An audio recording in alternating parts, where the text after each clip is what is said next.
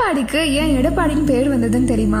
எடப்பாடி பத்தின கொஞ்சம் சுவாரஸ்யமான விஷயம் உங்களுக்காக. சேலம் டிஸ்ட்ரிக்ட்ல ஒரு சின்ன ஜெம்மா இருக்க நம்ம ஊர்ல ஃபேமஸே பவர்லூம் அண்ட் டெக்ஸ்டைல் இண்டஸ்ட்ரீஸ் தான். பட் அதுக்கு மேல நம்ம ஊரோட ரிச்சான கல்ச்சர் அண்ட் வரலாறுமே இருக்கு. நம்ம ஊருக்கு ஏன் எடப்பாடின்னு நேம் வந்துச்சுன்னா, ஒரு நாள் ஒரு அரசர் நம்ம ஊர் வழியா பயணம் செஞ்சுட்டு இருந்திருக்காரு. அப்போ அவர் கொஞ்சம் இளைப்பாறதுக்காக இங்க ஸ்டாப் ஆயிருக்காரு. அதனால நம்ம ஊருக்கு எடப்பாடின்னு நேம் வந்துச்சுன்னு சொல்றாங்க. இன்னும் சிலர் இங்க இடையர்கள் வாழ்ந்தாங்க, சோ இடையர் வாழ்ந்த பாடி அப்படின்றனால எடப்பாடி அப்படின்னு காலப்போக்குல மாறிடுச்சுன்னு சொல்றாங்க.